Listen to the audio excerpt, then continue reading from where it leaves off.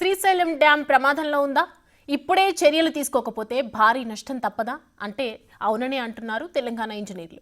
రీసెంట్గా డ్యాంను తనిఖీ చేసిన అధికారులు కొన్ని సమస్యలను గుర్తించారు. అందులో ముఖ్యమైనది స్పిల్వేకు దిగువన ఉన్న ప్లంజ్ పూల్. ప్లంజ్ పూల్ అంటే మరేంటో కాదు, ఓ భారీ గుంత. నిజానికి గేట్లు ఎత్తిన సమయంలో గుంతలు ఏర్పడతాయి, కానీ ప్రస్తుతం ఉన్న ప్లంజ్ పూల్ మొత్తం డ్యాంకే ప్రమాదకరంగా మారుతున్నట్లు గుర్తించారు.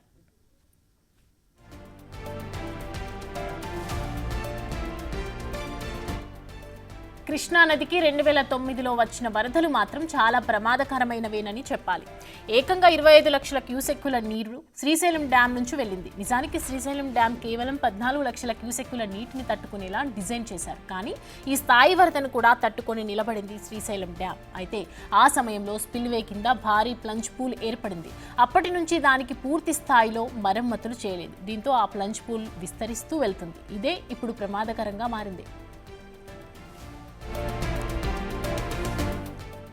ప్రస్తుతం అధికారుల తనిఖీల్లో తేలింది ఏంటంటే ఈ ప్లంజ్ పూల్ ప్రతి ఏటా విస్తరిస్తూ వస్తోంది. దీంతో అధికారుల్లో టెన్షన్ మొదలైంది. పరిస్థితి ఇలానే ఉంటే డ్యాం పునాదులు దెబ్బతినే అవకాశం ఉంది. ఒక్కసారి డ్యాంకు ఏమైనా జరిగితే సాగునీటి సరఫరాతో పాటు విద్యుత్ సరఫరా కూడా నిలిచిపోతుంది. అంతేకాదు శ్రీశైలం దిగువన ఉన్న సాగర్, ప్రకాశం బ్యారేజ్లకు కూడా నష్టం తప్పదంటున్నారు. ఈ విషయాలన్నింటినీ వివరిస్తూ ENC Anil Kumar national dam safety authority చైర్మన్కు లెటర్ రాశారు. వచ్చే వర్షాకాలంలోపు చర్యలు తీసుకోవాలని కోరారు. దీనిపై ఎన్డీఎస్ఏ స్పందించాల్సి ఉంది.